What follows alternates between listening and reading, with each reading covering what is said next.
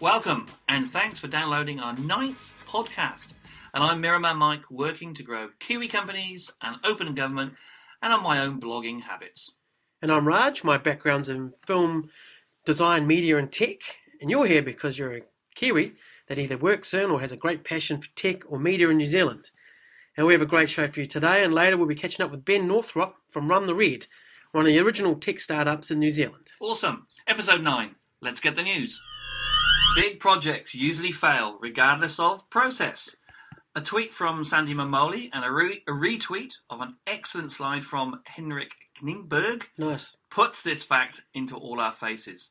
Large projects, those with $1 million budget or more, succeed around only 10% of the time, with a whopping 38% failing, and the rest are, and I love this phrase, challenged.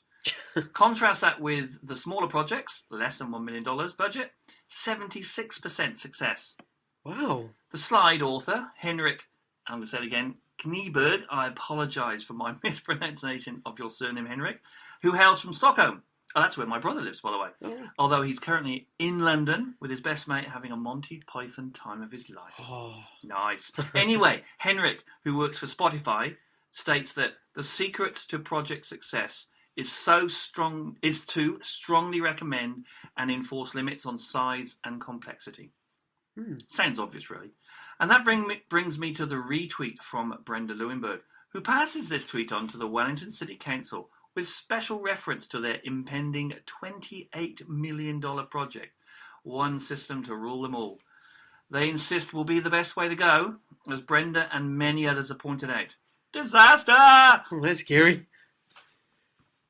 IT Leaders Awards individuals winners to get full year access to Pathways program. Both ICT Manager of the Year and future CIO of the Year winners will be able to use the Pathways program to develop their skills further. What's Pathways? Pathways is a unique, I'm glad you asked, Mike. Thank you.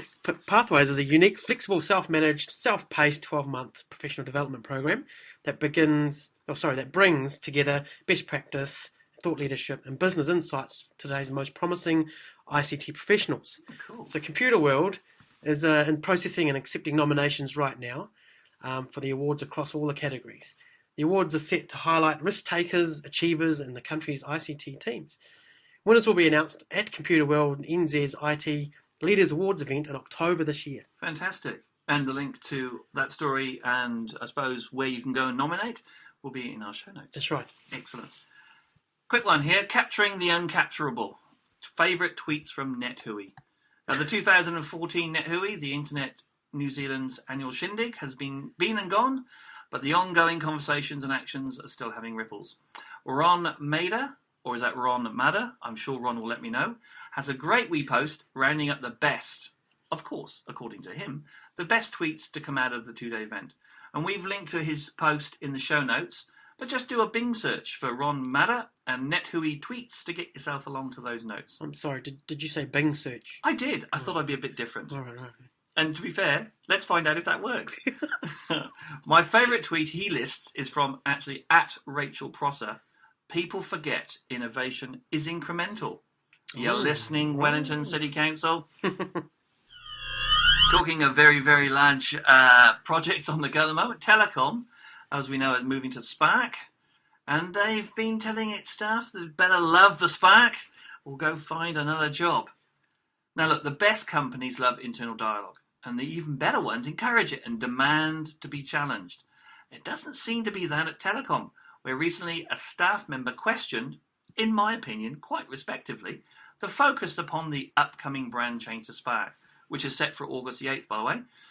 This was on an intranet post from the Telecom comms manager, Todd Parker, and the staff member said, not to be pedantic, but according to the admittedly unscientific and internal poll on the intranet homepage, what the brand looks like is a very distant fifth equal, well behind what we really care about, like what our customers will see and how we're communicating to them. Look, I think that was a fair call, and the response from Todd Parker was pretty good. But then the CEO, Simon, now, can you say that name? I'm thinking Muta? Simon Muta or Mouter. He's the CEO of Telecom, dived in with this beauty. Your comments aren't pedantic, they are just cynical and pretentious. Oh. It's the combined positive attitude of all the people who work here that will make Spark a success. Wait for this line. If you can't leave your cynical side behind, feel free to go and let it loose in some other company. No, he didn't. Choice. Now, of course, we don't know the whole story. Maybe this staff member is a complete friggin' asshole, and everyone in telecom is cheering at the potential of them leaving. But then again, maybe not. I reckon engagement levels at Spark must be riding on an all-time high to have this hit the news. Wow. Yes, that's going to be interesting to see what happens when they roll it out finally. And yeah, I understand the CEOs, where he's coming from. You got to toe the company line when you change your brand and la la la. But you got to listen to your staff at the same time. Exactly. Yeah, that's what a good CEO would do anyway. Mm. Right, next story. Create an invitational elevator pitch to advance your career. Maybe we should send this to the guy at Telecom. Maybe we should, yeah. Right, most of us know what an elevator pitch is, right? Go on then, tell me. For those that don't know, yeah, there's a 30-second pitch that talks about yourself and why you matter. So, from a business point of view, or if you want a specific job, or hey, this is the reason why I have to have the last muffin, there's a 30-second pitch. Okay. At work, consider giving the target of your speech a specific invitation to seek out your skills. This also helps when you're out networking. So when someone asks you, what do? You now have something else interesting to say that you've remembered, rather than saying, I'm an IT. So at the Lifehacker site that we've linked to, this is has the steps to how you can create one of those. Is that correct? Awesome. I'm going to go there. Right. For all you startups out there, great story from readwriteweb.com. A great interview, actually. How to make your data services scale like Google. Now, there's a open source piece of software called Apache Mesos, MESOS, that could be your salvation. How's this for a line? We can show you Twitter scale in 30 minutes. What? That came from the Mesosphere CEO and co-founder Florian Labert. Today has been a nightmare of surnames. Have you noticed? I've noticed this. You're making life really hard for yourself. I am. Find him on Twitter, actually, at Flo, F-L-O. That's a lot easier. According to Florian, scale is broken in data centers today, and even in the cloud. And they claim to fix it in the same manner as Google, with what Google call the Borg. Uh-oh. That's their internal system. Yeah. So we've got Skynet, now the Borg. That's right. Okay. So Google's internal data center system is called the Borg. That won't cause any problems with the Tin Hat Brigade, I'm sure. Google's secret source software pools all of its global data center resources so they can get the most out of their hardware and make it easy to create and roll out new services to customers. At the same time, developers never have to worry about scaling issues. I've heard Googlers talk about this. Fundamentally, Google is seen for developers and internally as one machine. Okay. It's one massive system. So they're just minor little cogs in the big machine. Well, even to the point where, from a technical point of view, when you go install software or upgrade, it's just on one machine. It's not data center 76 or partition over here. It's one massive machine. Now, there's internal ways that they allocate that, and they have a budgeting system, actually, of how they use the resources. Oh. So you got given, as a product team, you're given a budget of resources to use, and then you can use that over the year as much as you like. And if you need to roll out a new service, I don't know, Google Plus, then you've got to go and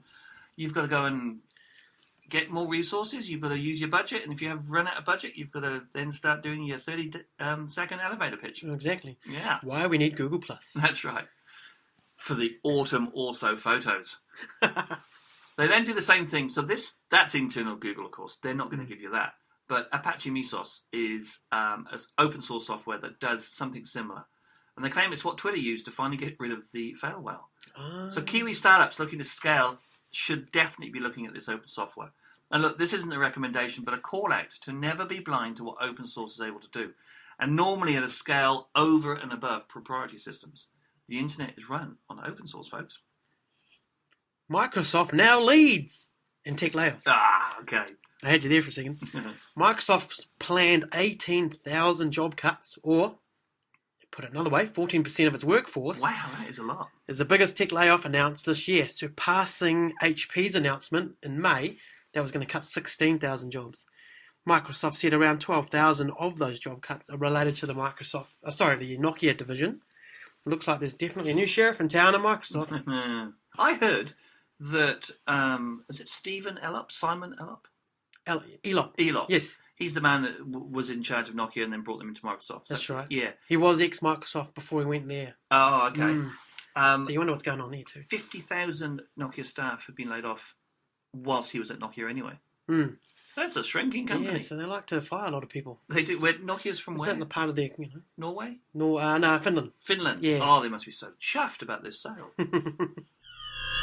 And here's some of the stories we'd love to hear your views on, because we don't have the time to talk about them right now. Links in the show notes, of course. How do you get to those show notes? Well, you could always... Bing it, man. You can bing it. You could bing it, yes. Or you could Siri it. Siri it. But I think we need people actually to find it, though. Yes. So maybe just use Google. No, it's good. Google it.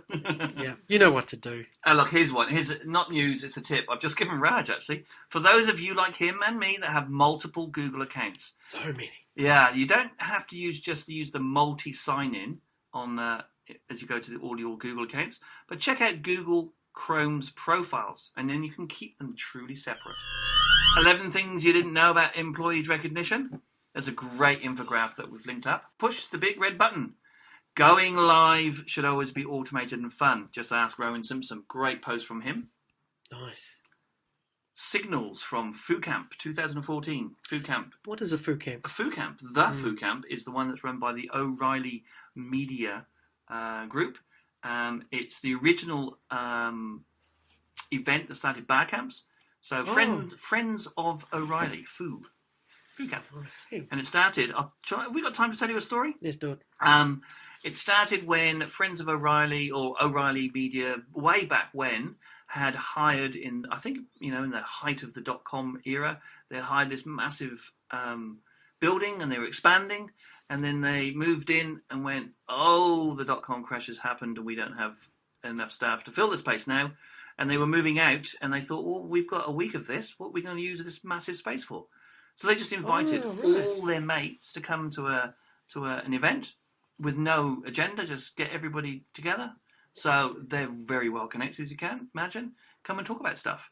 And it then evolved into an annual event. It's quite smart, isn't it? Got that space available, time available, resource available. Exactly.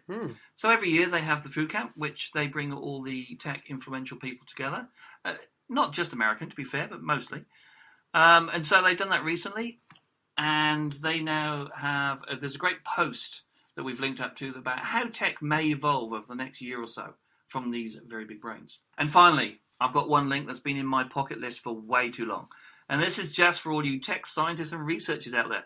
Back in 2013, Google put up their influential papers list. These are all of the deep research papers that they've posted.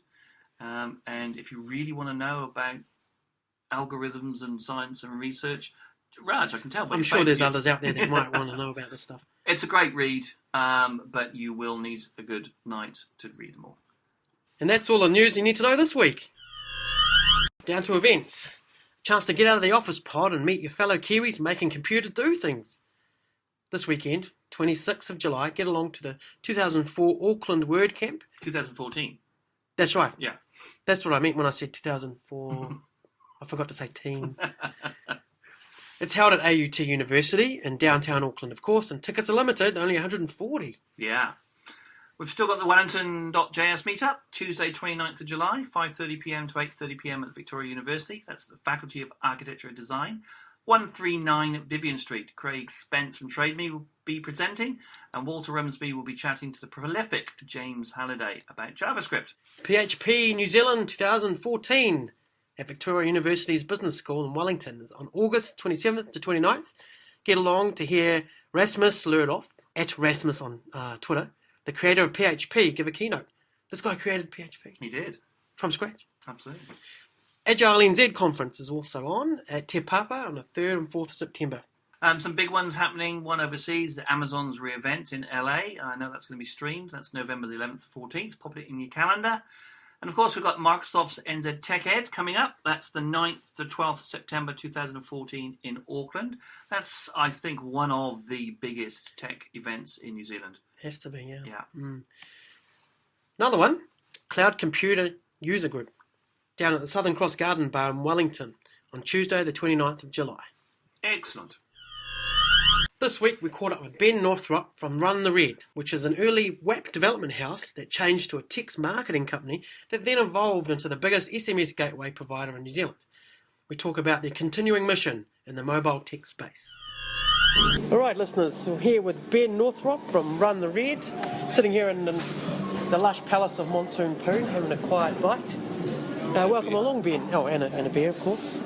G'day Raj, how are you going? Good, mate. Now, the reason we wanted to talk to you was about, recently the news that you sold your company, but I wanted to know more about the historical part of Run the Red, where you came from, what happened, how you started, why you started it. Sure. And then what's going to happen in the future for Run the Red. Because Run the Red's one of those original startups in Wellington that no one really knew about until a bit later on, right? Until I started telling people. Yeah, no, you make me feel old now, but no, it's been 15 years. 15? We've been cracking away at this stuff, so had many adventures along the way, of course. Yeah. But I know it has been a few interesting years recently. So lots of changes from when we started off, just a few of us, the original founders, to where we got to today. Yeah. But and then through, like you say, after the recent acquisition, to the guys from PushPay to do mobile payments, looking forward to another rebirth and another change and more growth there. So yeah, very exciting times. What we should do is give a bit of background on what Run the Red have been doing. Sure. So then we know why PushPay were interested. Right. So I mean, originally when Run the Red started, we had come from a web development background, but we realised that the .com bubble burst, and there goes the ridiculous payments for shady business plans.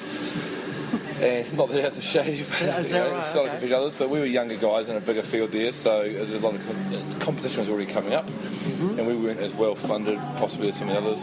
Good customer base, good bunch of young designers and developers and the like. But we realised that if we were going to continue down the web services path, it was going to be service orientated and growth required a lot of staff. And we really wanted the big exit. We wanted to change the world, and we knew we had to get technology and product involved in that, not just services.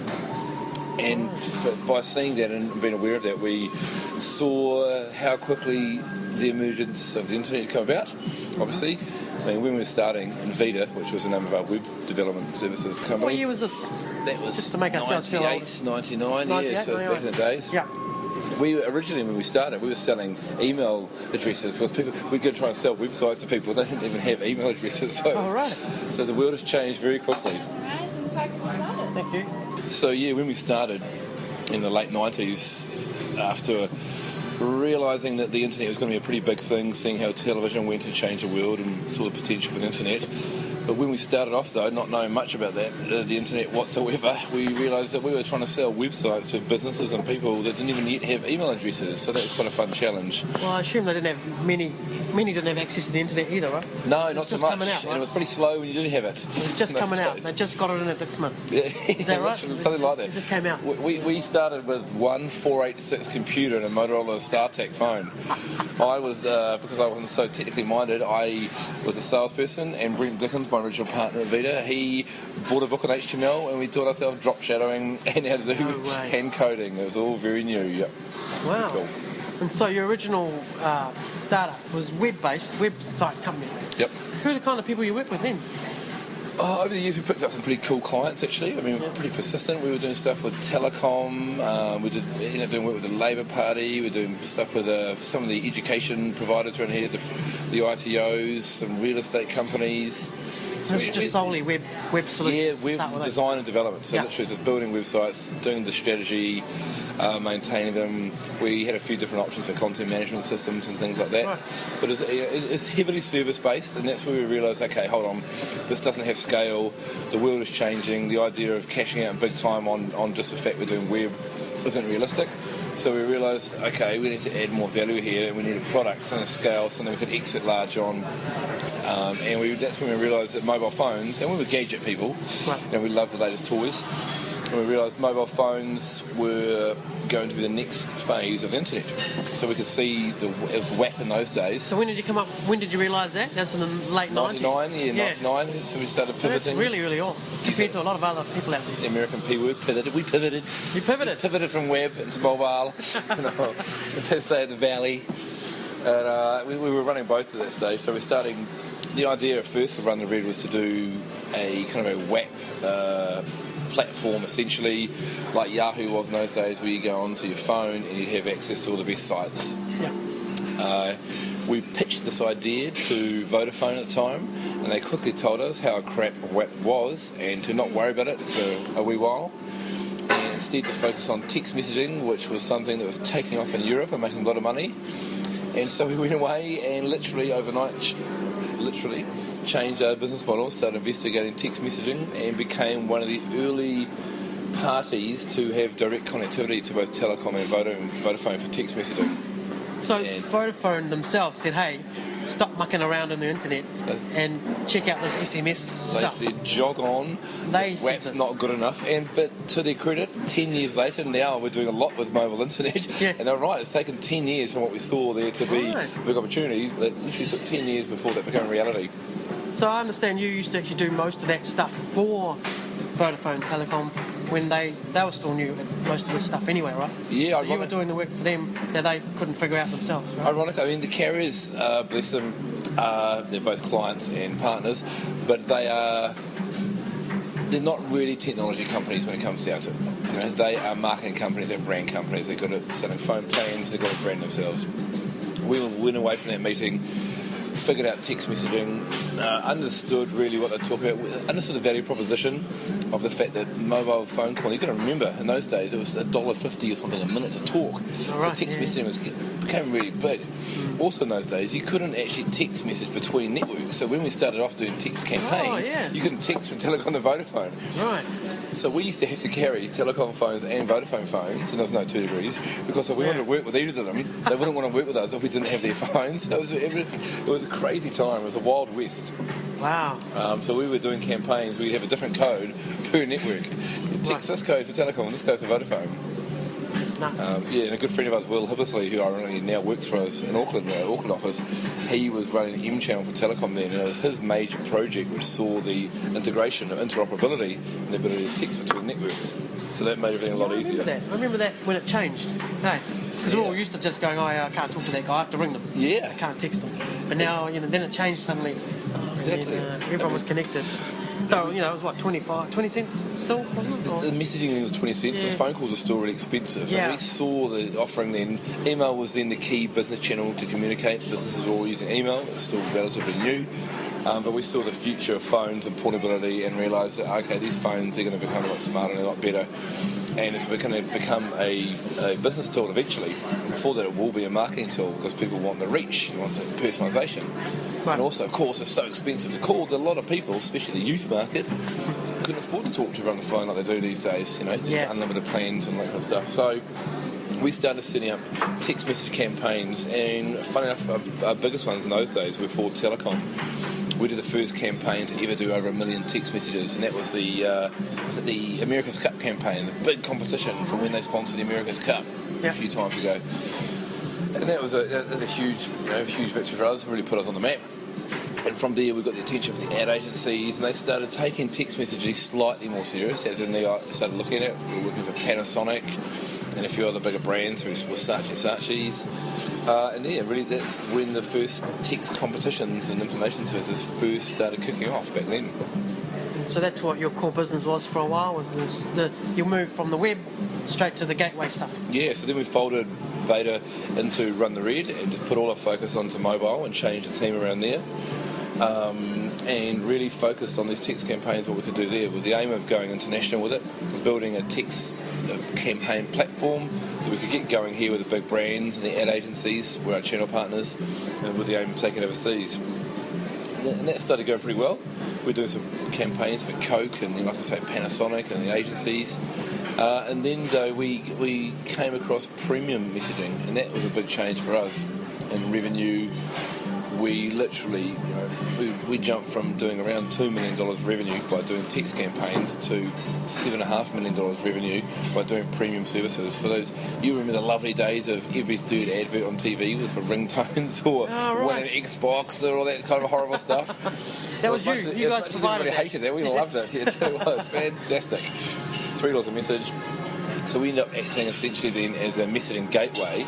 We weren't doing campaigns there, but we were providing our backbone of our service that our campaign manager ran on by providing other partners could use our SMS gateway. The fact that we connected to all the carriers, managed the billing, logistics, So that's where regulatory you issues. get people like the Twitters of the world knocking on the door saying, hey, we need to get our stuff out somehow. Exactly. Can you guys do it? Right? And the big drive in those days was overseas. The market was humongous for ringtones and mobile games, subscription services.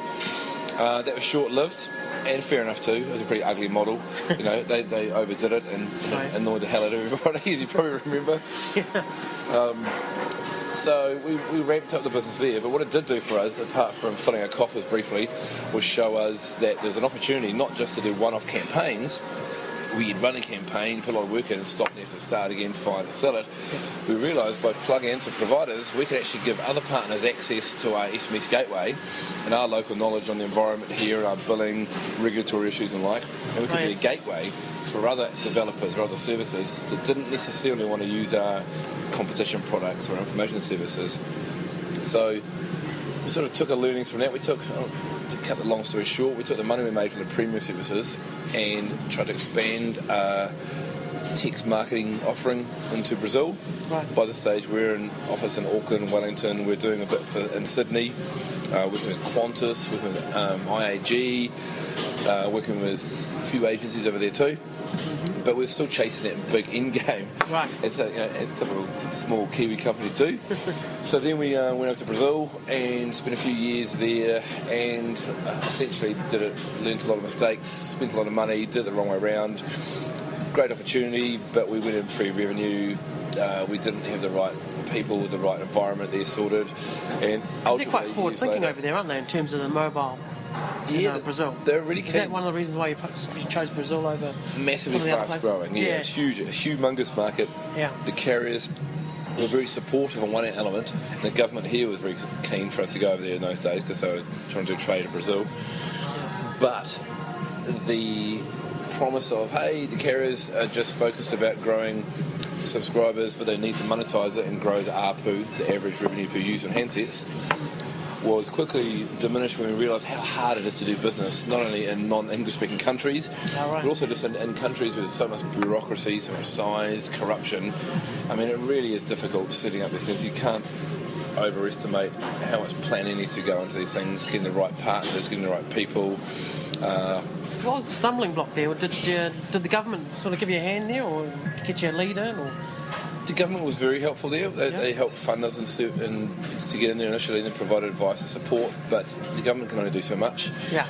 And ultimately, it comes down to having the right value proposition, having the right timing, and having the right people on the ground. And the partners that we had, we went in there with one of our clients, a Dutch company, on a JV, and we ended up going in slightly different directions there, which made it more difficult for us. It took a lot longer than we expected to get the revenues going. It took a lot more money, a lot more time and effort. And essentially, we started burning through all of our cash. Right. We started to run out of money. We were bank funded.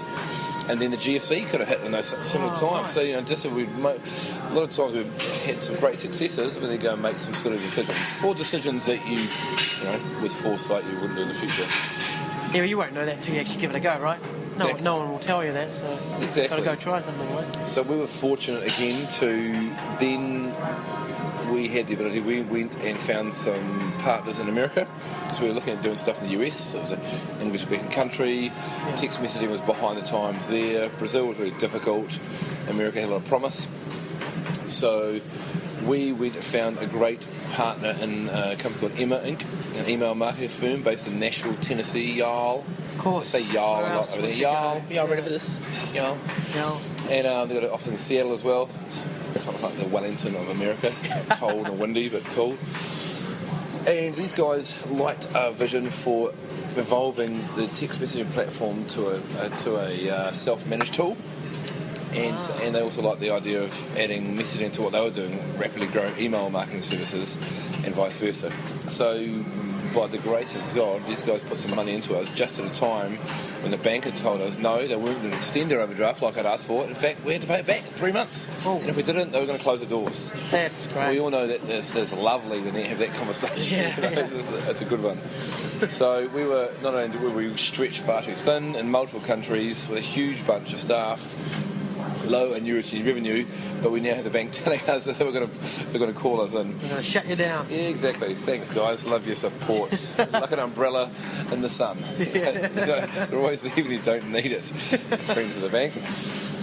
So we had to make some tough decisions and essentially sat around and pulled out of Brazil. We sold that to our joint venture partners and got out of there. We pulled back our efforts in Australia and America.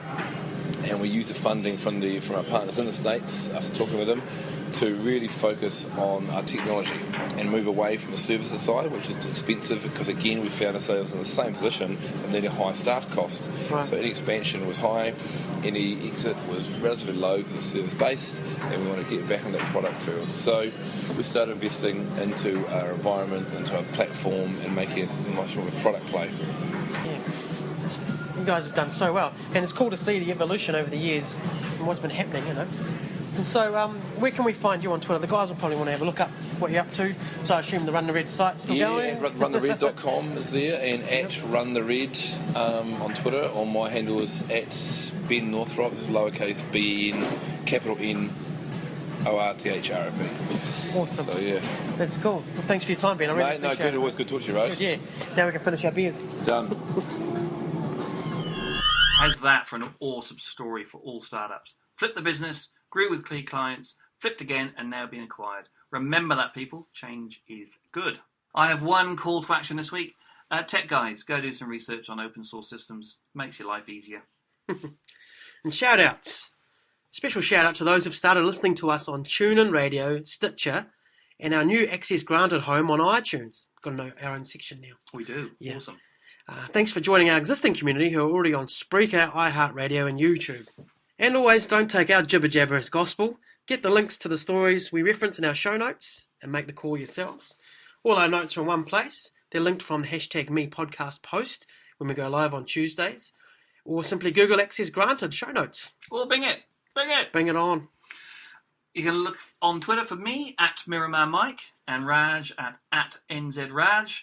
Use our podcast hashtag Access Granted, or even email us old school on accessgranted at #me.co.nz.